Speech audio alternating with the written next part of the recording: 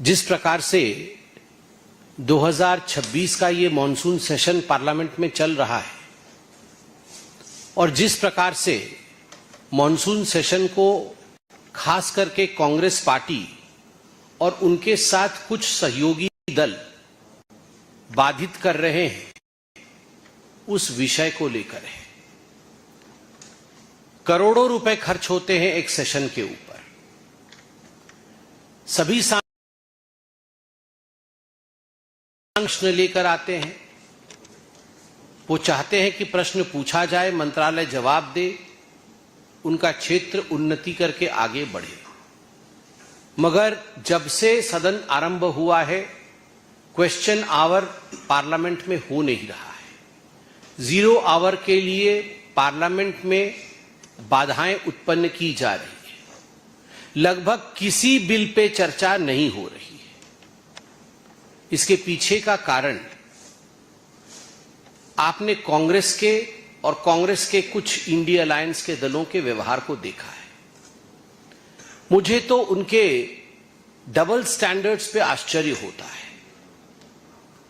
कल हमने दोपहर में टीवी में देखा कि मल्लिकार्जुन खड़गे, जो राष्ट्रीय अध्यक्ष हैं कांग्रेस पार्टी के, उनके बेटे प्रियंक खड़गे जी ने कर्नाटक में हुए पेपर लीक के ऊपर पुलिस कांस्टेबल भर्ती, उसमें जो घोटाला हुआ, उस पे जो अनियमितताएं हुई हैं, गड़बड़ियां हुई हैं, उसको लेकर जब छात्रों ने आंदोलन किया और मीडिया के बंधुओं ने प्रियंक खड़गे जी से पूछा कि क्या आप इसकी जिम्मेदारी लेंगे, क्योंकि आप गृह मंत्री हैं और आपके अंतर्गत ये सब कुछ हो रहा है, तो बड़े अहंकार से प्रियंक खड़गे जी ने कहा कि ठीक है, पहले छात्रों को 25 दिन उपवास करने दो, 25 दिन का हंगर स्ट्राइक करने दो, फिर हम लाठीचार्ज करेंगे और उसके बाद मैं अपने रेजिग्नेशन के विषय में चिंता करूंगा। और इस पर अभी तक राहुल गांधी जी की चुप्पी है और मैं दावे के साथ कहना चाहूंगा कि आज भी वो पार्लियामेंट शायद चलने नहीं देंगे। मगर यह जो डबल स्टैंडर्ड्स है कांग्रेस पार्टी का, मल्लिकार्जुन खड़गे जी राज्यसभा में खड़े होकर उन्होंने घंटों भाषण दिया, अच्छी बात है, कम से कम चर्चा तो हुई। मगर जब उसी विषय पे जब उनके सुपुत्र कर्नाटक में इस प्रकार का बयान देते हैं जो कि इनसेंसिटिव है, अमानवीय है, उस पर मल्लिकार्जुन खड़गे जी और कांग्रेस पार्टी, राहुल जी पूरी तरह से चुप है।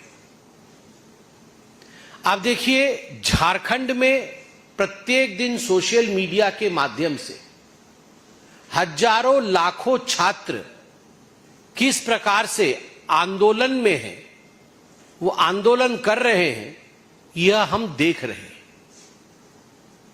और कांग्रेस पार्टी एक शब्द झारखंड में आंदोलन में बैठे छात्रों के पक्ष में बोलते नजर नहीं आ रही है, पार्लियामेंट में उस विषय को उठाते नजर नहीं आ रही। एक तख्ती आपने देखा, कोई कांग्रेस का सांसद मकर द्वार पे झारखंड के एग्जाम को लेकर, जेपीएससी एग्जाम, जो 14वां जेपीएससी एग्जाम हुआ था, पब्लिक सर्विस कमीशन का एग्जाम झारखंड का, जिसमें पेपर लीक हुई थी, उस विषय में एक तख्ती किसी भी कांग्रेसी के हाथों में देखा?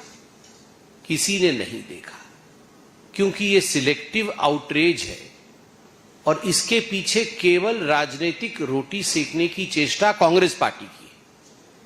आपको आश्चर्य होगा, मैं कुछ बिल्स का नाम लूंगा जो बिल पास हो गए, लोकसभा में पास हो गए, मगर उन पे 1 मिनट की भी चर्चा नहीं हुई। पास होना अनिवार्य था क्योंकि जनता का कार्य है, चर्चा नहीं हुई। जनता अनभिज्ञ है कि इन बिलों में क्या है, इस कानून में क्या प्रावधान है, जनता को कैसे लाभान्वित किया जाएगा। कल ही मैं सदन में मौजूद था, वोटिंग होके पास हुआ the supreme court number of जजेस अमेंडमेंट बिल 2026, सुप्रीम कोर्ट के नंबर ऑफ जजेस को लेकर जो केस पेंडेंसी इत्यादि है उसे कैसे समाप्त की जाए, ये इतना बड़ा रिफॉर्म देश लेके आ रही है, उससे कोई सरोकार नहीं है कांग्रेस पार्टी को और अपोजिशन को। और हम सब, भूल जाइए कि मैं प्रवक्ता हूं भारतीय जनता पार्टी का, मगर हिंदुस्तानी तो हूं। हम सबको यह सोचना चाहिए कि आखिरकार इतने बड़े मसले पर हिंदुस्तान में वार्ता जानी चाहिए कि नहीं, लोगों को यह विषय पता होना चाहिए कि नहीं। Registration of birth and death amendment bill 2026, कितने दिनों के अंदर बर्थ और डेथ रजिस्ट्रेशन होना चाहिए, अगर नहीं होगा तो उसका परिणाम क्या होगा।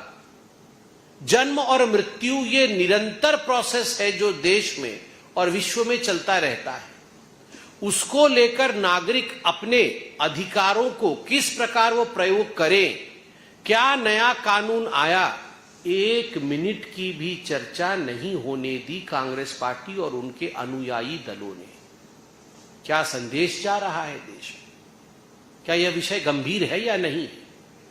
कल निर्मला जी मौजूद थी, मेरे सामने ही चर्चा चल रही थी, उन्होंने इंट्रोड्यूस किया the bankers book evidence bill 2026। ये कितना बड़ा रिफॉर्म है। सभी का सरोकार बैंकिंग से है, मगर बैंकिंग से सरोकार रखने वाले भारत की जनता को the banker books reform bill के बारे में कोई चर्चा सुनने को नहीं मिलती है, क्योंकि वहां हुड़दंग मचा हुआ है। और हुड़दंग भी कैसा? अगर हुड़दंग के पीछे सबके तरीके होते हैं, ऐसा नहीं है कि हम ऑपोजिशन में नहीं थे, हम ऑपोजिशन में थे।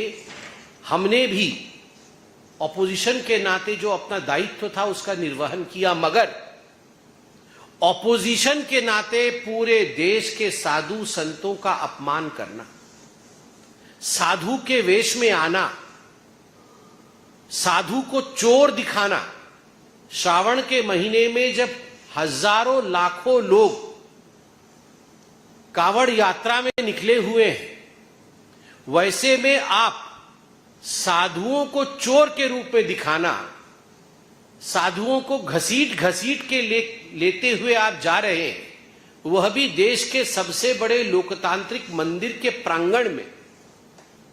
एक साधु को घसीटना, साधु को मारने की कोशिश करना, ये गांव गांव तक क्या खबर पहुंचाती है? कहीं ना कहीं ये अंतर मन के अंदर गांव में ये खबर पहुंचाती है कि सारे साधु चोर हैं। जो ऐसे कपड़े पहनते हैं वो चोर हैं, जो चंदन और टीका लगाते हैं, जो त्रिपुंड लगाते हैं वो चोर हैं। चोरों को पकड़ो और उन्हें पीटो। क्या किसी भी धर्म में, यह तो सबका साथ, सबका विश्वास और सबका विकास का देश है, क्या किसी भी धर्म के धर्म गुरु के वेश में आकर इस प्रकार का प्रयोजन पार्लियामेंट के प्रांगण में किया जा सकता था? आप सोचिए, केवल हिंदुस्तान नहीं विश्व जल उठता अगर इस प्रकार से वेश बदल करके किसी और धर्म के धर्म गुरु को घसीटते हुए, पीटते हुए चोरों के रूप में दिखाया जाता। मगर आपने हिंदू धर्म का जो अपमान किया पार्लियामेंट के प्रांगण में, यह अक्षम्य है। समय बताएगा, रण अभी शेष है, समय बताएगा कि इसका नतीजा क्या होगा। मैं सिर्फ आज इतना ही कहना चाहता हूं, चाहे मल्लिकार्जुन खड़गे के अहंकार के बोल हो, चाहे झारखंड के छात्रों की अनसुनी आवाज हो और उसको सिलेक्टिव रूप से ऑपोजिशन उठा रही हो, चाहे बिल्स पे कोई डिस्कशन नहीं होना, पार्लियामेंट में करोड़ों रुपए खर्च होने के बावजूद पार्लियामेंट को बंद रखना, या साधु संतों का अपमान हो, ये कहीं न कहीं हिंदुस्तान की वो दास्तां है जो सारे जनरेशन्स के लोग देख रहे हैं और सोच रहे हैं। और मैं आज बहुत विनम्रता के साथ कहता हूं, इसे गंभीरता से सोचिएगा और गंभीरता से इस पर विचार करिएगा।